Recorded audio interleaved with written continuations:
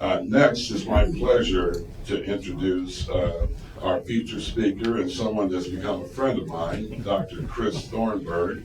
He's the founder and CEO of Beacon Economics, one of the most influential and respected research organizations in California, serving public and private sector clients across the U.S. as well.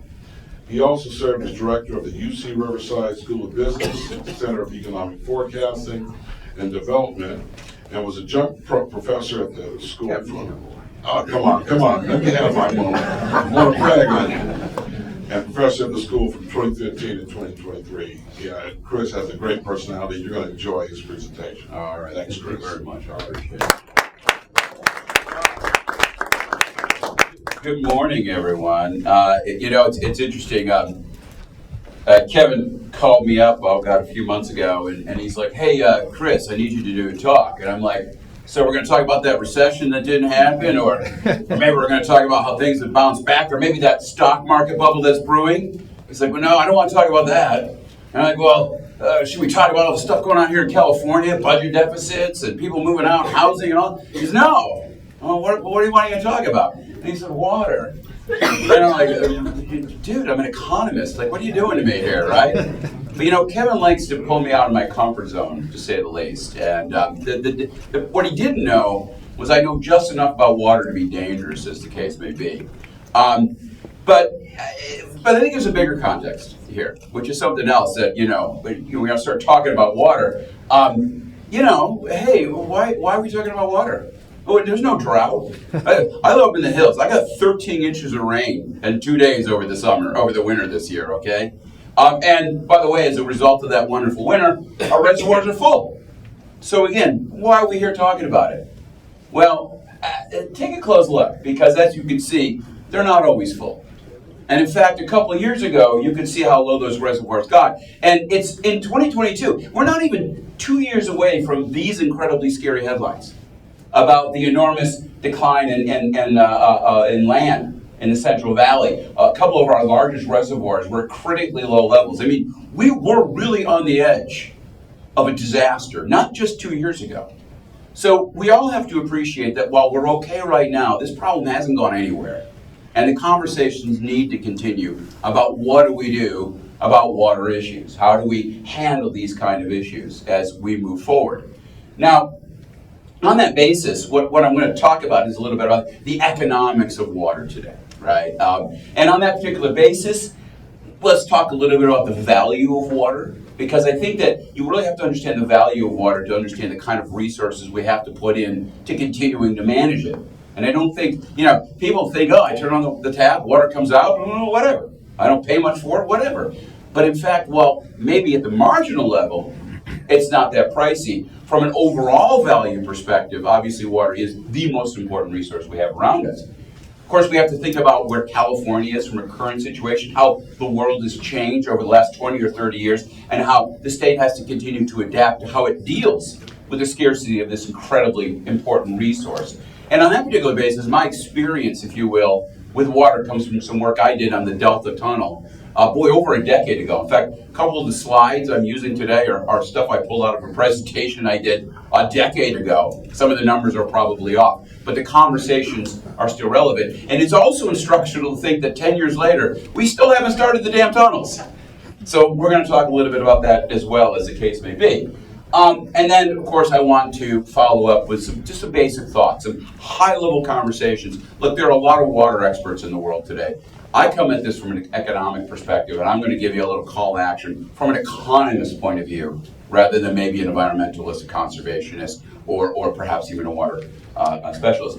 And by the way, as I go through this, I want to be perfectly clear. A lot of the knowledge, a lot of the information in this document is not stuff I've collected over the years. It's stuff, rather, that I have gotten from other researchers. And by the way, if you really want to know water, and I'm sure most of you probably know this, but Ellen Hannock at the PPIC, a lot of the stuff is from her. She has been studying this issue for well over 2 decades. There is nobody more knowledgeable about water issues in the state of California than her, and I would always recommend that you would go to the PPIC website, take a look at her information, because again, anything and everything about water you need to know in California, she's the person to reach out to or look at some of her publications. By the way, I also see some people taking pictures here. I know we're going to have 5 minutes for question at the end. I should point out at the very end of this, I'll have a little QR code. You can take a picture of that and get some of this information downloaded for your own edification, as the case may be.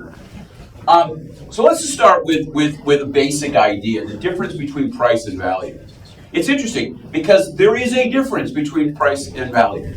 And it's something, by the way, that economists have always noted. In fact, what's interesting about bringing this to the forefront is in economics, there's even something called the water diamond paradox.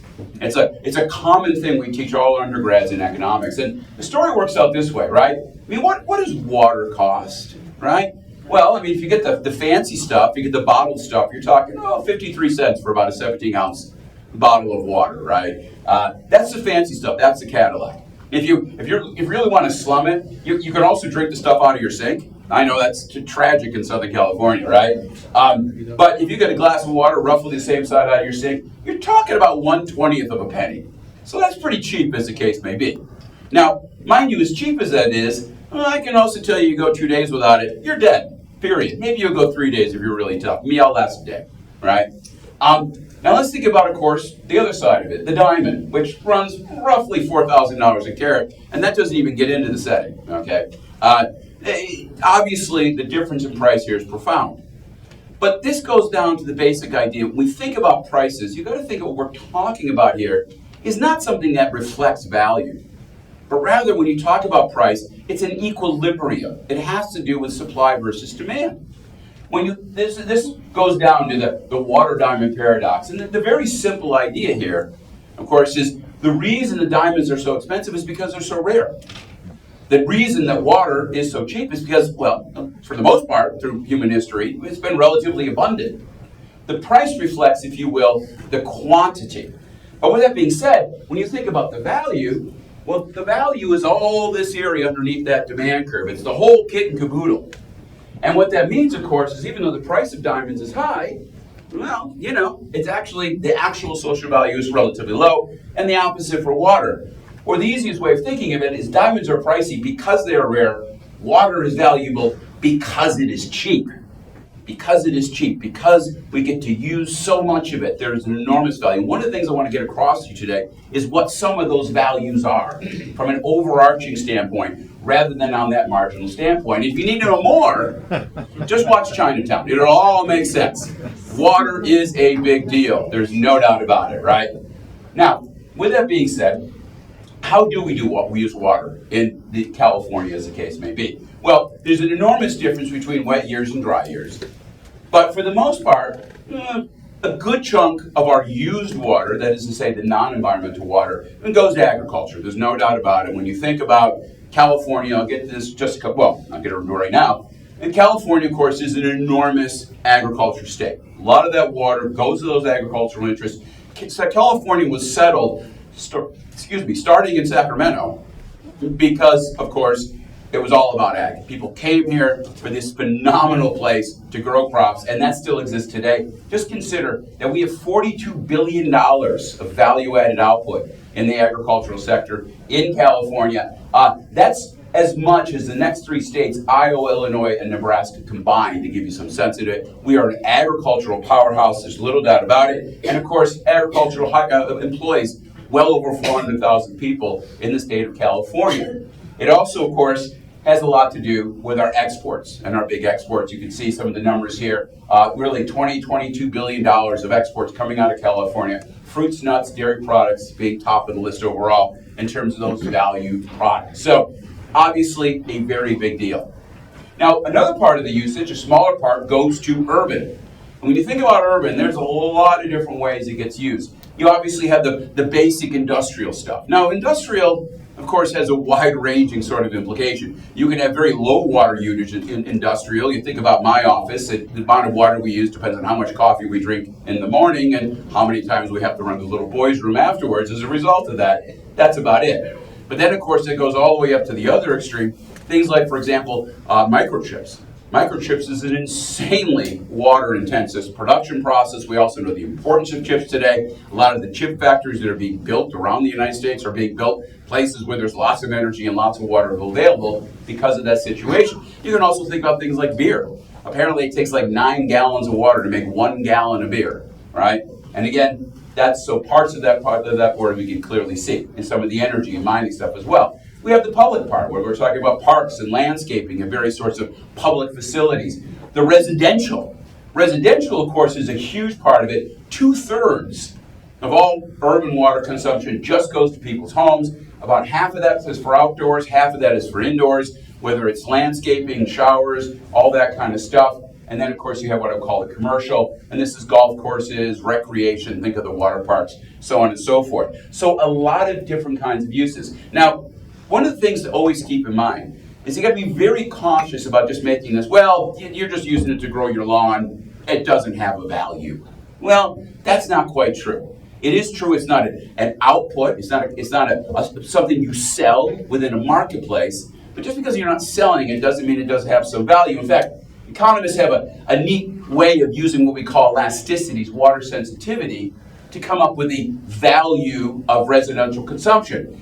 For example, all urban residential use is about 5 million acre feet per year. The average price is roughly $2,400 an acre foot. Elasticity -0.3 to 0.4. Well, using those particular numbers, I can back into the idea that the value of water consumption at the residential level is 24 to 30 billion. So it's actually larger than our agricultural value added, as the case may be. So there is a lot of value to that residential usage, even if you're not, quote unquote, buying it in a traditional sort of market sense. Always keep that in mind.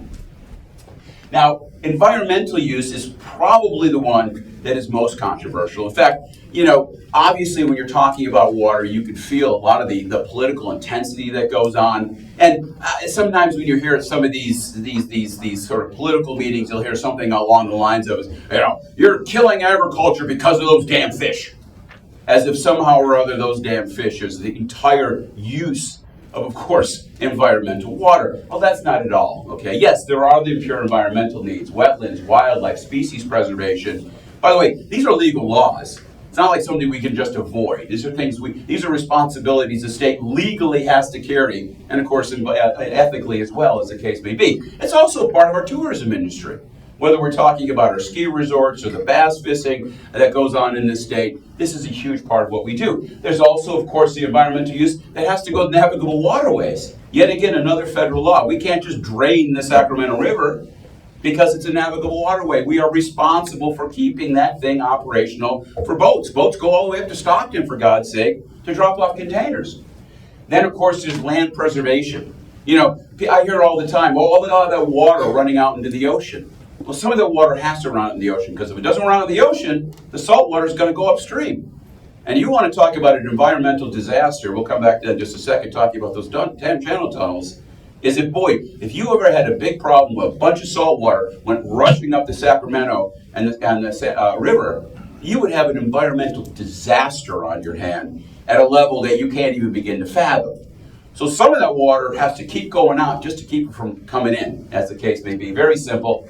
And by the way, whatever's left after all that other environmental use, well, that kind of environmental use, that's what's left over to fill up the reservoirs. Because in the end, if you're going to have reservoirs, you've got to fill them up. And that, again, has to come from the excess after we're all done with, of course, the agriculture and the urban uses. Now, the other thing, of course, to consider about California is where we get our water from. It's not just how we use it, but where do we get it from? And in this front, well, it's not too complicated. You can see the issue here. Where's the water? Up there. Where do we need it? Down there. All right? So on that particular basis, yet again, you start to realize that it is not a normal water. At 53 cents a bottle, the private industries can get involved and move water around. And we see that in terms of all sorts of active producers and sales of people selling bottled water. When you put it in a piece of plastic, it's valuable enough to move around on a truck. But if it's coming out of the tap, I mean, think of that. I already told you, a glass of water is like 1/20th of a penny. I calculated this. 1 penny of water weighs about 19 pounds. So this is a very high weight product relative to the actual market value at its current supply. And what that means in those sort of circumstances is you can't use normal mechanisms. We have to use these big systems that use economies of scale to get this stuff around. And that means you can't have normal markets. You got to have government organized institutions such as the Metropolitan Water Division who could pull together massive resources to make the massive investments to move this incredibly valuable resource around. And of course, it's not just where we have it, but when we get it. I love this graph. Look at Columbus, Ohio versus San Francisco. They get water all the time. San Francisco gets it basically 6 months a year. By the way, that's true in LA, and it's true in Eureka. In other words, California has these huge water cycles, so we all get it in the north, and we primarily get it 5 months a year, and all this suggests that yes, California has had to invest in massive infrastructure projects. And there's two ways of going about doing it. One is transference, one is storage. If you're thinking about the transference, you got the two big aqueduct systems, both state and federal, but you also have, for example, the Hetch Hetchy system, you have the Los Angeles Aqueduct, you got the Colorado River Aqueduct, you got the All-American Canal, lots of big investments to move water around the state from where it is to where it's needed. This is an incredibly important system, and of course, reservoirs.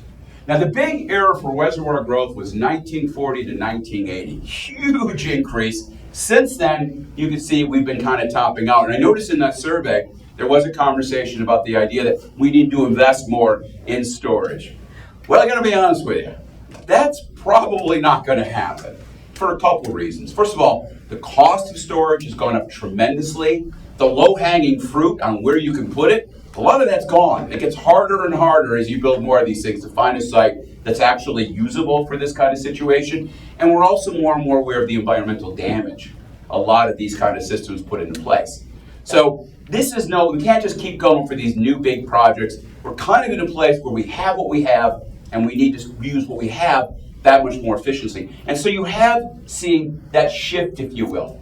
The old methods, the big systems, the canals, the dams, the reservoirs, but again, hit by cost, awareness of the environmental damage. All in all, these systems are just not part of the scene anymore. So our new strategies, and I know a lot of these strategies will be discussed on these two great panels that are coming up after me. One, of course, is reduce. That is to say conservation, getting farmers and urban users to use less water relative to what they do. Recycle. Now, recycling takes a lot of forms, and I gotta tell you, probably the worst 3 words in marketing history has to be toilet to tap, okay? Probably those 3 words would do more harm to our basic efforts to promote conservation in this state than any other 3 words. But I like to just keep saying it out loud because eventually we'll get used to it. Eventually the yuck factor will go away, and we'll get over it, and we'll move on. So we need to do that. Toilet to tap. What's that? Showers to flowers. Showers to flowers. I like it. Okay, that's cute. I still like toilets to tap, though. I don't know. It's got that TTT. Of course, reinvest.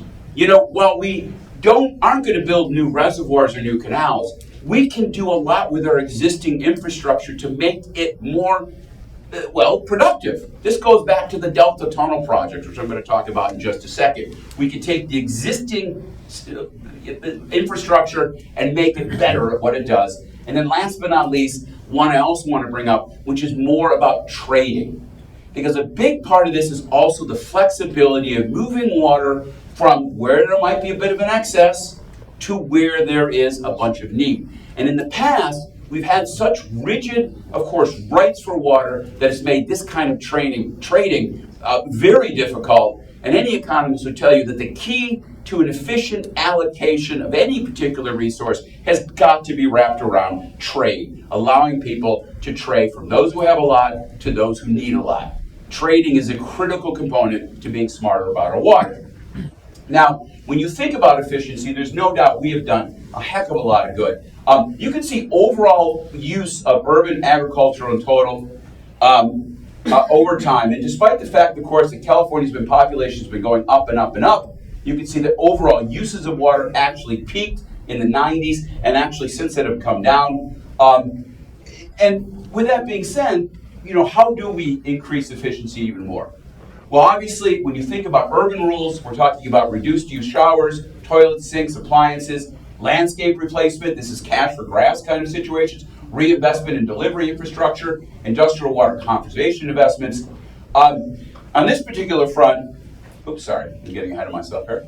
We know, of course, a lot about the new utilities that are put into place. And these have done, I think, a tremendous amount of good, whether we're having better, of course, shower heads, better washers, better faucets, better toilets in particular, have created an enormous lift to reducing some of that overall urban consumption. There's agricultural efforts, more efficient irrigation, shift to less water-dependent crops. I think we're a little farther behind on this, but you do see us moving, again, in better directions on that particular front. And I had some stuff over there, I apologize, but over there. But the last but not least, the thing I want to talk about is this idea of grass. Because it is interesting for me that how much we use externally. And people do like their lawns, there's no doubt about it. But there are other ways to do it. And, in particular, when you're looking through some of the places, Denver, Sonoma, Irvine, these places that have put in replacing grass with other types of things where they've done this cash for grass, enormous gains. Again, big lifts in terms of how much water how much money they've saved versus really how much cost by just getting people to not have grass out there. The cash for gas program. And Las Vegas, well, you want to look at a place that has done this better than anybody else, absolutely Las Vegas. They have reduced their consumption dramatically, largely getting rid of lawns, and candidly, the city's much better off doing it. Again, we can look out in the state to see overall gains. Overall, what it means, of course, big reduction in overall per capita water usage. You can see the big declines. We've done very good, particularly in the inland regions, which hotter, they need more water. Those kind of efforts go much farther in those inland regions. You can see the enormous gains. So I think we've done very, very good on this particular front.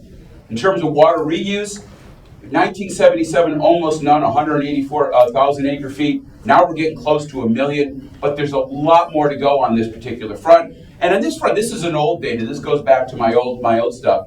Whether it's stormwater recapture, groundwater recovery, recycling water, that's toilet to tap, desalination. There are a lot of different ways of going about doing this to reusing the water as opposed to just cleaning it up and letting it flow out to the ocean. Anything you can do to recharge, reuse again and again reduces our overall needs. Enormous potential gains, and we're really just starting to delve to all the new technologies. Now, with all that being said, I want to spend one last minute talking about the Delta, because they are talking about it yet again.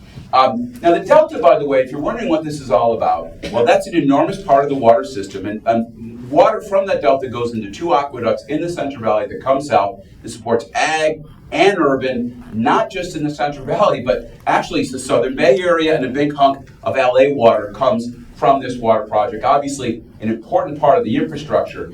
The Delta Tunnel, by the way, the whole point of this is right now the extraction zone from the Delta is at the south end. And by pulling it from the south end, you're creating all sorts of problems within, of course, the Delta in terms of backward water flow. The best way to do it is to move that at that point to the north and have a tunnel going underneath all that water in order to get that water to the south. Now, the value here is plentiful. Yes, what it does is by reducing the access from the south, you can make more water available for those tunnels, as the case may be. But it also reduces pollutants and invasive species. It's going to allow for overall better management of those fish, different fish species. And also, what's not talked about here nearly enough is the value of these tunnels from the point of view of earthquake safety. You know, the second largest system of I don't know what the hell they call it. Levees, thank you. You're making me nervous. Give me a second. Second largest system of levees in the world is in Sacramento, okay?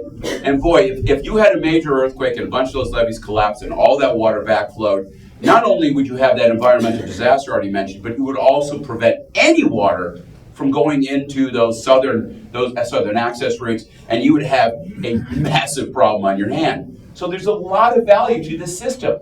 And again, the way to think about it is how you increase deliveries overall at $20 billion. Is it worth it? Well, urban usage value of that increased capacity is $3 to $4 billion, and that it doesn't even talk about the agricultural value. So yeah, $20 billion to save $5 billion of consumption per year, that's a worthwhile investment. These things last 30 or 40 years. We have to do it. What's amazing is we haven't done it yet. There's been all sorts of debates about it, and they're already suing it again. And this, to me, is one of the biggest frustrations I have in our state. Here we have what is clearly a good system, yet as opposed to getting on the stage page and getting it done, this thing has been dragging on for, I thought 10 years ago when I did this work, this was done for. A decade later, we're still trying to get it off the ground. And that is not acceptable. Last but not least, trading from where it is available to where it is needed. You can see the big increases in trades going on, and everybody does this. Cities, farms, mixed purpose, environmental uses. Trading, getting water from where you have some excess to where you need it. This, again, is an important part of our efficiency, and this means moving beyond our old-fashioned riparian water right laws. Those were wonderful for medieval England where there was lots of water. They don't work too well in our inconsistent water supply, California, arid sort of climate. More trading, again, improves efficiency. And one of the best examples of that has to be, of course, the land fouling program in the Imperial Irrigation District. Wonderful example of how this cooperation can help everybody, because those farmers rely on that money they're getting for fouling their land, and of course, places like San Diego and the MWD rely on the extra resources they can get in times of need from those particular farmers. It is win-win. No one loses in this particular place. So if I had to wrap it all up, the West still has a water problem. Even if we're good right now, we know the droughts are getting worse and worse. We're going to have more of these in the future. And you know, you have to think about it. We got this close to a disaster last time. It is not something you can just ignore. We must clarify our water rights. This dirty little secret, there are more water rights in California than there is water. And some water doesn't have rights attached to it. We have to get to a clear system. And I'm not suggesting we take water rights away. We need to clarify them. We need to firm up ownership. But then we need to make them more fungible, more tradable. Allow systems that allow us to move water around from, again, who needs it, from who has it to who needs it. We need to continue to invest in our existing systems. Yes, we can fix our canals. Another big win story, was lining the American Canal, which was an enormous lift overall for Southern California. We need more investment in reuse, and most important, we need to find better funding sources. And that brings me to my very last point, my plea to be economic. And yet again, I continue to look at the bureaucratic rules which I think prevent common sense things. For example, the best way of promoting conservation is not rules, it's price. But ask water agencies. They don't have control over price. You can't raise price in a drought the way you should. We need to, again, relax those kind of things. Use the price mechanism, because when you use the price mechanism, you get people to find the cheapest ways of conserving, whether it's cheapest from their particular taste or cheapest from a technology standpoint. Over and over, we have found that when you use rules, yes, you kind of solve the problem, but you create more problems. If you want to reduce the law of unintended consequences, use the price system, which means using more markets to make these things happen. And with that, I'm going to shut up. Hopefully that laid the ground for the rest of today. I don't want to take too long. Kevin, you want to just move on to the next? No, you're good? All right. Two or three questions you can hammer me on things if there's anything. Yes, ma'am. What do you see the value overall of groundwater recharge in supporting water supply? Well, again, the idea of groundwater recharge is recycling it, right? Look, you get water, whether it's coming out of a sewer or coming off of some agricultural runoff or coming out of an industrial process. You can clean it up, throw it into the Santa Ana River, or let it run off to the ocean. We need a little of that. It's good for the Santa Ana River, but there's only X amount you need. If there's more, take that, stuff it into the ground. The ground not only cleans it even better, but again, it recharges and allows us to use that water again and again and again, as opposed to waiting for it to run out to the ocean, get sucked up to the sky, and hopefully fall on a mammoth ski resort so I can have a great ski season next year. I love that process works too, but again, it's also better to short circuit that and put it right back into the ground immediately. Makes complete sense. So more and more on that particular front is necessary. And it needs investments and technology. So there's money there. Yes, sir.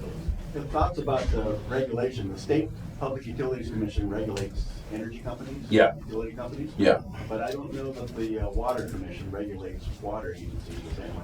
Yeah, it's a different kind of system, and it all goes to the history of water rights. I mean, again, you have to go back to medieval England to see the common law version of this arising. That worked great in that very wet environment of medieval England.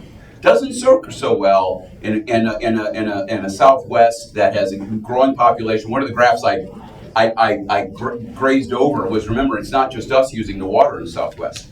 For example, in the last 25 years, California has added about 5 million people to its population, but the states around us, Arizona, Nevada, Utah, Colorado, New Mexico, they've added 6.5 million people. So we have to continue to be smarter about using water. We're losing some of our access to the Colorado River yet again. It means we got to be smarter about things. We have to take a step back from that rules-based approach and go to a market-based approach. They used rules back then because markets weren't efficient. It was the medieval times.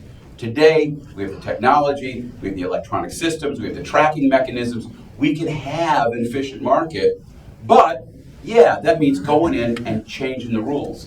And here's the biggest problem of all. No matter how you think about it, what happens in today's world is you have, well, the political partisanship that dominates, if you will, our elections has sunk into these basic debates. And you hear these kind of things like, food equals water. You take one drop away from farmers and people will starve. Or you will pry my sod from my cold, dead hand. Well, no, we need to stop the lines in the sand. There are ways of making everybody happy if we allow for that sort of flexibility. Allow for the trading. Everybody can win. That's what markets are about. It's win-win. So let's take a step back from that kind of what I would call over-the-top, dramatic conversation. Go back to the idea that we can do better, make our place a much better economy, and have plenty of water for every type of use if we're all just a little smarter about how we compromise over these issues. And with that, thank you very much, Kevin. Thank you for having me here today.